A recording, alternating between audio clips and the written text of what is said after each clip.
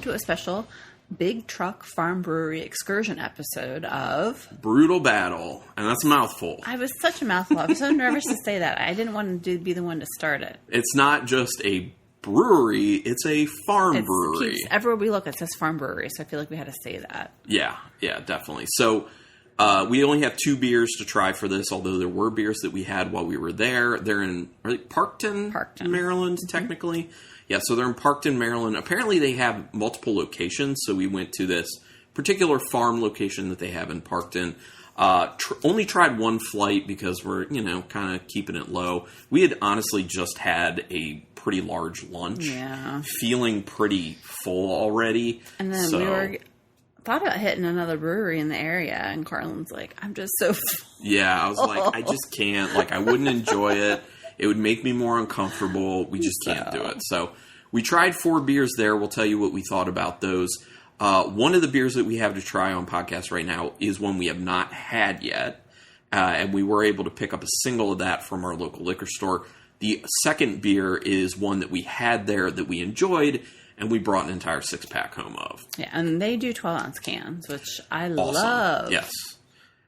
That's just easier for us personally. Well, I like it because, now if I have a 16-ounce, I normally share it with you. Right. So it's only 8 ounces. But what about those moments where I don't want to have a beer? I know, and I do. And like 16 ounces is just hard to consume sometimes by yourself. Yeah. And sometimes it's not the volume. It's just like I want a different taste of something. Sure. Like... Or also, 16 ounces of just carbonated anything can be a lot, honestly. Yeah, I like 12 ounces. Especially in the evening, when you just ate dinner, you're going to be getting ready to go to bed. It's a bit much. But yeah, we sound old. Well, we are. We're old. We've been doing this podcast for, over 11 years, yeah, so... we're old. So these 12 ounces are nice because you can drink them by yourself a weekend. Yeah. Okay. So dipping into the first one? Yeah, let's just get into it. So this is the first one that we haven't had before. This is their American Lager, and it is 4% alcohol, so awesome. And like we said, all 12-ounce cans for the most part, though they did have some of those really big ones that are a little bit over 19 ounces. Yeah, those are the big, I guess you call it tall boys. Those are the tall boys. Yeah. So, I mean... I kind of wanted to get one just because, it felt like a cool thing to do, but... It's a lot of beer. Yeah, realistically, I don't really want that. So I don't even know what style that was. It an IPA? They do a lot of IPAs. They had a few of them in that size. Oh, they did? Yeah, I think it was two or 3 different beers in that size. Goodness. Yeah. I guess it's popular enough. I guess. All right, so I'm going to open up this American Lager. That's straight up what it is. Yeah. And this one was canned... Oh, there's no date code on this one. But they do date code some of their stuff. Is the name of the beer BTF? No, I think that's just their logo. Because it's... Big Truck Farms. Yeah. Oh, okay. I mean, that is prominently displayed on there, so... Yeah, I was like, I wonder if that's the name of the beer. Yeah, I don't think it is. Okay, well... Oh, man, this is really light in color. It's so clear, too. I'm into that. Makes me think crisp, refreshing coming my way. Very yellow. It's very light. Yeah. It's a very light yellow look. Relatively clear. There's a little bit of a haziness to it. Might be just a chill haze.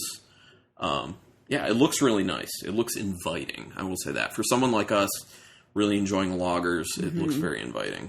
So the smell. I mean, it smells like what you would think. It's like you getting I'm getting a lot of grain. I get really slight orange peel. Okay. Very slight orange peel. Plenty of honey. There's definitely some citrus in there. Plenty of that straw, that hay note. Yep. Nice sweetness to it, not overpowering. There's a little bit of a bitterness on the nose. It's smelling not quite super crisp and refreshing because it smells like it's a little bit richer flavor-wise. I'm getting a little floral. Yeah. That's probably whatever hopping they have in there. Smells good though. Yeah, it does. It's got a really nice nose to it. Let's check this out. And I assume it's American lager because they have a decent amount of hopping to it. It's good. I like it. It's like, not as flavorful as I want it to be. There's a little disconnect between the nose and the flavor. The nose is a lot more vibrant as far as flavors go, and the taste, it's dialed down some from that. It is actually kind of more like thin and not in a bad way thin, but thin and refreshing and kind of like crisp and light. Like I was saying, it wasn't really smelling that way so much because that aroma is a lot more robust. It is tasting that way, though. It is kind of more. I mean, this beer is super sessionable. Yeah, the ABV, it's good. The can size, I like it. I'm getting a lot of that like straw and honey that's coming through, but I am also getting those floral notes you were talking about, as well as that like little orange peel note that's just kind of rolling into the bitterness. It tastes exactly like it smells, only a little not as flavorful. It does. Which I always like. I like the smell, and then I want the taste to deliver on what I think I'm going to get. There's a lot of the grain bill coming through in the finish of each taste. That. I know. I was going to say, that's like your thing. Like you love that in beers when that grain bill just like pops at the end. Yeah. It really does do that in this beer. It's good. Yeah, I like it. It's a nice one. So while we continue to sip on this one, let's talk about our experience getting there. Yeah. You want to take the lead? Back roads. Obviously. We took 83 and then got off, and then, just like most farm breweries, you're just like driving. We're driving in some like more like residential areas, and then it's like houses, backwoods houses, and then I'm like, there has to be like a clearing up here somewhere, right? Because we were just driving through like dense like trees and houses here and there, and then sure enough, it opens up. And I'm like, this has to be it, based on like what our GPS was saying. And easy to find. The sign was right there. And it just like opens up into like this rolling hillside. That's just like, I mean, you say it was like the most beautiful farm brewery we've been to. Yeah, it's gorgeous. Like I cannot give justice on the podcast to like how beautiful that place is. It 100% is the most amazing view I've ever seen from a brewery ever in my life. Yeah. It's phenomenal just to be able to sit there, sip some beers, and look at the beauty. Like you're seeing the actual like land that's being farmed, and then in the distance you're seeing just like these really nice green rolling hills. It's beautiful. It is totally beautiful there, and they have a ton of seating.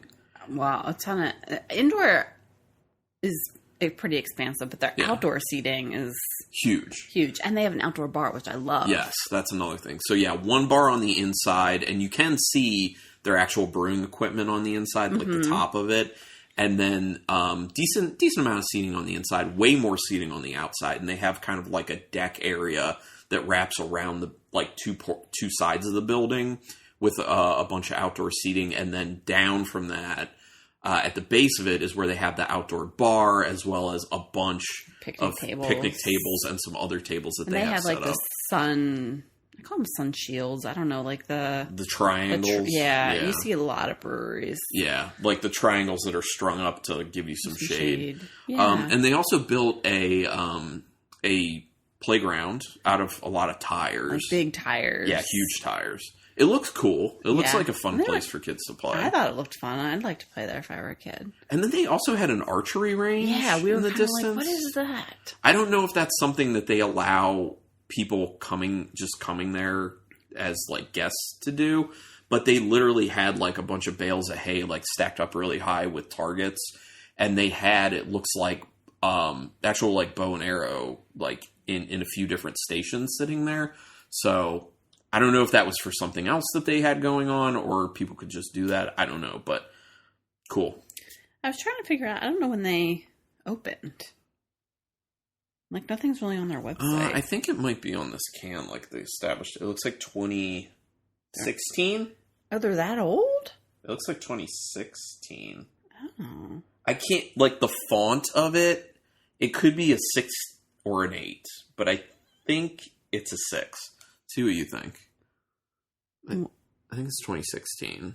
Yeah. It's kind of, the text makes it like... The text, it's like real like squished text, so it's kind of hard to tell, but Yeah, I think 2016, but... Their other location is in Queenstown. Queenstown, got it. So we have not been to that one. So yeah, real good. I'm going to slug this right now. That's a nice one. Really enjoying that American lager. Quite good. Well, that's awesome because I know we're having two good beers now because we already know. We know we like the second one. Well, we had the second one on tap, and this can actually is on the old. It's on the older end, and we got it there. Yeah, we got it from them, so it's kind of weird that it's basically already like 3 months in the can. So that's kind of an odd thing to do. I don't know if they're not selling a whole lot to go, or they just made a gigantic batch and they just can't sell through it fast enough. I don't know. Well, and that can was brewed at their Queenstown location, so... Which seems weird to me to, like, ship it, to, like, move it like that. I don't know. I don't know. Who knows? Because they had all the brewing equipment there. Maybe they just have that for looks there and they're not actively brewing at that location. Maybe they don't brew there anymore. I don't know. know. Hard to know these things, but yeah, let's get into the second and last beer, and then we'll talk about what we actually had and what other stuff was on tap or is on tap right now. Either way, but okay. So this one is. Oh, did you want to do the honors? Oh, sure, I can. It is their Crew Cab IPA, 6.3%. It's their flagship IPA. Yeah, it's like not hazy. Although they did have hazy IPAs on the menu, and we did not try any. It's our flagship IPA brewed with a truckload of big truck farm-grown Cascade hops. It's an all-American classic ride with flavors as distinct as Four Doors were back in 1977. Okay. Well, let's get into it. Crew Cab. I'm excited. I mean, hopefully. They had a double crew. Yeah, the Imperial version of this, I guess. Which would be cool to try. But again, we were feeling pretty full, so. Yeah. Might be a place to go back to. Yeah. Or at least, I mean, we have access to their beers, so we could just get more at our local liquor store, too. So there's that as an option. It's pretty clear, too. It's pretty light, but it's a little darker and more orange. Yeah, it's pretty orange. It's definitely... And it's definitely clearer than the American lager was. Looks pretty. Oh, it smells so good. Oof. That is a very nice nose. It's just like how I want my IPAs. Ooh. It's like pineapple-y and orangey. Mm-hmm. There's just like this beautiful citrus candy smell because there's a decent sweetness to it.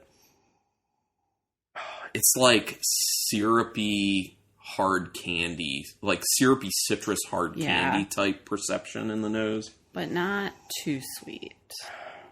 But yeah, I feel you on the pineapple. Definitely pineapple showing up in that. A little orange mixed in. Yeah, so pineapple and orange are the two big ones. Getting anything maybe a little passion fruit. Slight bubblegum on the finish. Very slight bubblegum on the finish. I'm going in. Yeah. It's tasting good. Yeah. This is like... Good. So well balanced because you get like that sweetness, you get the fruitiness, and then it has like some bitterness to kind of balance it out. There's a decent bitterness. You don't perceive it so much on the nose, but it's a pretty nice bitterness, which I'm a fan of because I like straight up IPAs. But I think what I was saying about the nose with it having like more of like a rich kind of like syrupy nose to it, some kind of like more like sweet kind of candy. It does have that kind of like syrupy like hop candy type flavor to it. It like it's more viscous in the mouth than you would think from a beer of this ABV in this style. Yeah. So sure. I like it. Yeah, it's really good. It's really nice. And as you continue to sip it, like obviously your first sip with like you're gonna notice the more aggressive flavors. So like the bitterness is more aggressive than it ends up being as you continue to sip it. So it kind of like equalizes as you keep going, and it's like this really nice marriage between the sweetness and those fruity flavors and that bitterness on the finish. It's very well balanced. Very good. Yeah, I'm a fan. I'm a fan of both of these. Very good. Well, you'll read what we had. We only did, even though they had a decent amount of IPAs, we only did one. Yeah. And we did like it, obviously. So let's go ahead and talk about what we had while we were there. I'm going to go over that. We had their passion fruit mango sour. So they do full pours, half pours, and then a flight of 4. Yeah, and we did flight of 4. The passion fruit mango sour, I thought was good. It had enough of a beery flavor to it, but it was very fruit-driven. So one of those more accessible beers for people who aren't really into beer so much. But if passion fruit and mango sounds good in a sour beer, it was good. Then we had their watermelon goza. Not a big fan of that one. I think you had said that you really like the watermelon level. I like the watermelon level. And I thought that, like, the flavors of it, like, the beer were good, I thought. But the problem was it was too salty. Yeah, they went way heavy on the salt in that goza, and that really threw things off with it. They needed to take that salt down a little bit, and I could see where that could be a really awesome beer. Yeah. Because like you said, like that watermelon was at the right level. Yeah. It's just that salt was out of kilter. Yeah. So we didn't really like that one. Then we had their K5 Topless Blonde. Good blonde, very light, very refreshing, but very flavorful as well. It had plenty of like honey and hay to it. Quite good. And then we had this one, the Crew Cab, their IPA. So, and they had another blonde on tap too that we did not have. Yeah, they had 2 blondes on tap at that point. So they're Bay Blonde, I think. Yeah, that sounds right. So I'll read, and they must have changed things already. But I'm going to read what's on their current menu. So they have the Double Cab, which is a hazy IPA. Oh, okay. So it's not just the Imperial version of the Crew Cab. I guess not. It's like a hazy double, so it's its own thing. Got it. Its own thing. They have the Watermelon Goza. They had they did have this yesterday when we were there. Blood Orange Wheat Ale. Yeah, thought about checking that one out. I feel like sometimes orange is like so hit or miss. I know. It can be, a lot of times it's overpowering. Yeah, and sometimes it's like really artificially that too. tasting. That was my hesitation about that one. Sunset Drive, which is a hazy IPA. And they have a Mango Margarita Slushy Hard Seltzer, which is a frozen. Strawberry Kiwi Slushy Hard Seltzer. The Half Cab Hazy, which is a New England IPA. The K5 Topless Blonde, which is a blonde ale. The Crew Cab IPA, which is an American IPA. Dooley Double IPA, which is an Imperial IPA. And that's it. And I do remember, I know that doesn't reflect it because they changed it, but I do remember that they had like an Irish Dry Stout. They did. Which I think was their only dark beer on there. Beer. Which, it's hot out, so people are going to gravitate to that, so I get it. But not like a large amount of variety, honestly. So when we were going there, I wasn't super excited because of that, because I kind of like to taste like a much bigger variety, but what we had was good for the most part. Other than that watermelon goza, it was good for the most part. I thought they had a decent variety. They had a goza. They had a fruited sour. That's true. They had a blonde. They had an IPA. They had a double IPA. They had a hazy IPA. And then the Irish Stout. The Irish Stout. I think I was kind of just like attaching myself to the fact that they had a decent amount of hoppy beers. Yeah, they did. But that's what people want. Yeah, that's true. But yeah, so fair enough. I'd be interested in trying more of their hoppy stuff, though. Oh, yeah, definitely. And we do have a decent amount at our local liquor store. Yeah, I was surprised. So. We were like, oh. They had a big section of it, so we can try some more out. We can do that. We thought about getting one of their hazies just to try it for this, but then I was like, we were both kind of like, we don't want to do 2 hoppy beers for this. It's better to do something different than the Crew Cab that we already had, so that's why we went for the American Lager. And I'm glad we did, because it's quite tasty. Yeah. But which is your favorite of the 2? Crew Cab. Yeah, I gotta go Crew Cab, even though I really do like the lager. Mm-hmm. But it's just good. But we'll enjoy sipping on the rest of these. And I'm not going to do all the stuff at the end of this, like plugging everything. Stuff. But thanks everyone for checking this out. If you have the ability to, check out Big Truck Farm Brewery. I was going to say brewing. Big Truck Farm Brewery. Check that out. It's a great time. And thanks for checking this out. Until next time. Keep it brutal.